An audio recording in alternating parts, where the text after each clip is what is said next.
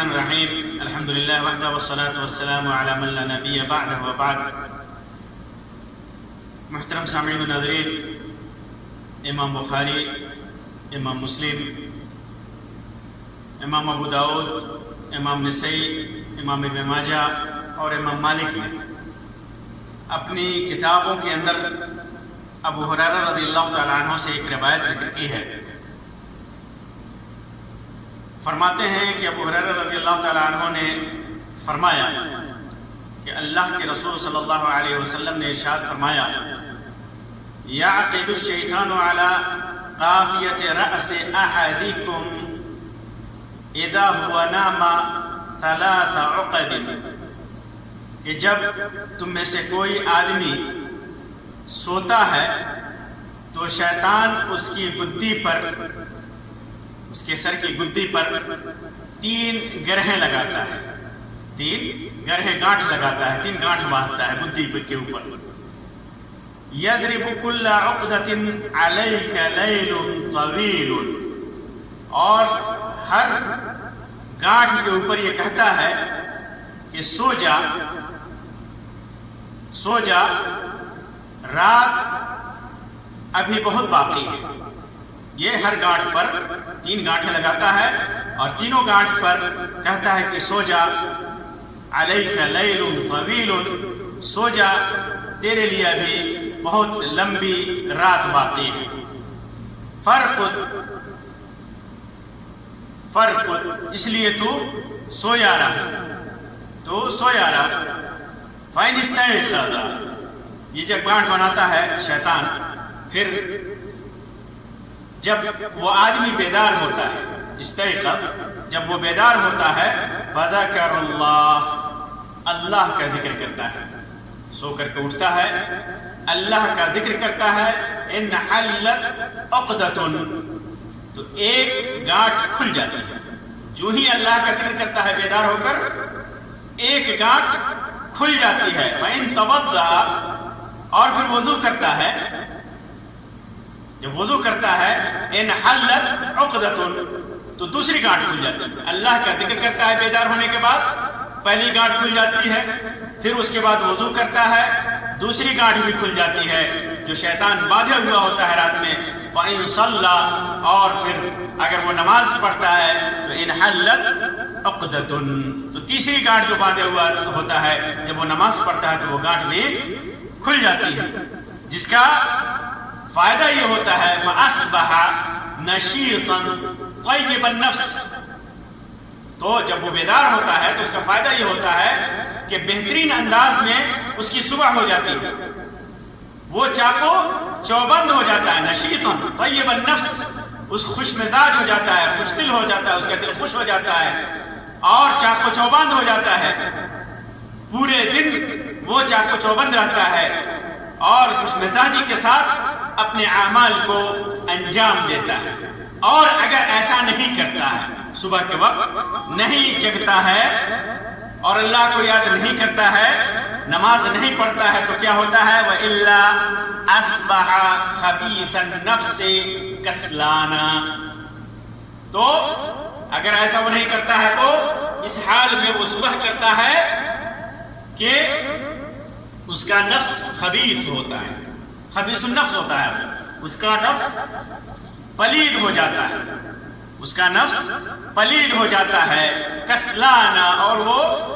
ڈھیلا، سست اور بدمزاج ہوتا ہے، ڈھیلا ہوتا ہے، سست ہوتا ہے، بدمزاج ہوتا ہے۔ اور ابن ماجہ کی روایت میں ہے، لم یصب خیرا، جیسے اس نے کوئی بھلائی کی ہی نہیں، کوئی بھلائی اسے پہنچی ہی نہیں، کوئی خیر اسے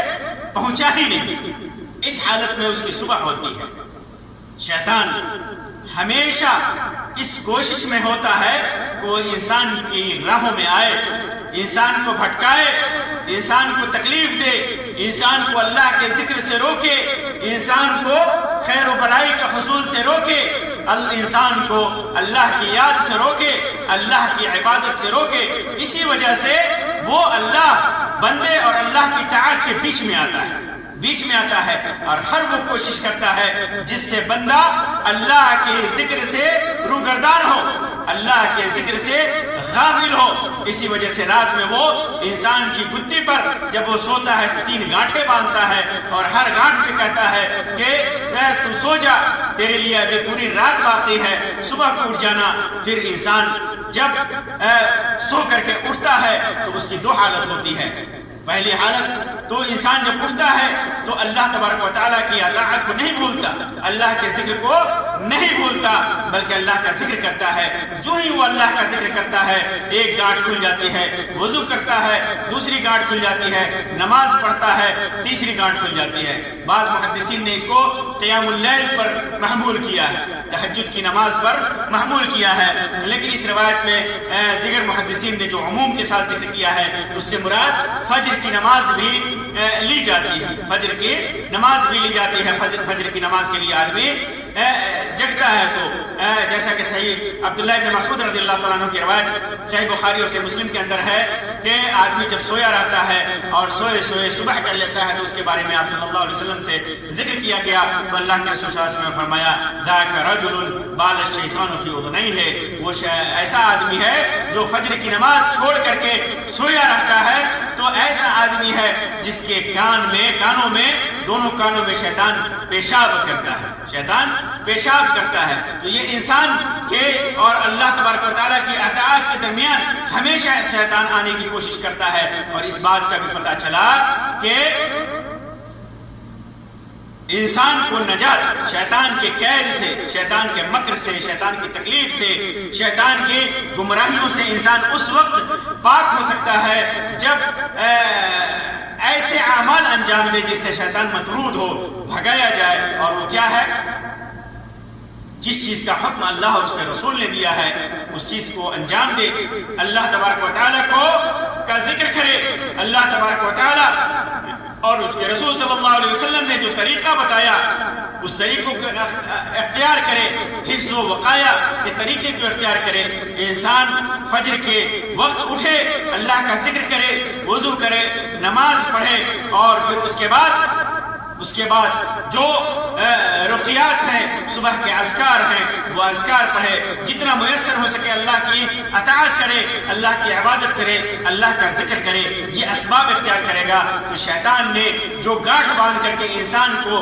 خبیث بنانے کی کوشش کی ہے، انسان کو بے خیر بنانے کی کوشش کی ہے، بلا بھلائی والا بنانے کی کوشش کی ہے، وہ اس کی کوشش بیکار جائے گی، اور انسان صحیح النفس ہوگا، نشیط ہوگا، طیب النفس ہوگا، اچھے ذہن والا ہوگا، اس کا دن اچھا گزرے گا۔ اللہ تبارک و تعالیٰ سے دعا ہے کہ اللہ تبارک و تعالیٰ ہمیں شیطان کے مکر و فریب سے، شیطان کے قید سے، کہ نافرمانی سے اللہ تبارک و تعالیٰ شیطان کی فرما برداری سے اللہ تبارک و تعالیٰ ہمیں بچائے، شیطان کے کسی بھی قسم کے نقصان سے ہمیں بچائے، اپنی پناہ میں رکھے، زیادہ سے زیادہ ذکر و اذکار کی توفیق دے۔ اللہ تبارک و تعالیٰ وقت پر عبادتوں کو ادا کرنے کی توفیق عطا فرمائے۔ آمین رب العالمین، وآخر دعوانا ان الحمدللہ رب العالمین، وصلی اللہ علی خیر خلق وسلم، والسلام علیکم ورحمۃ اللہ وبرکاتہ۔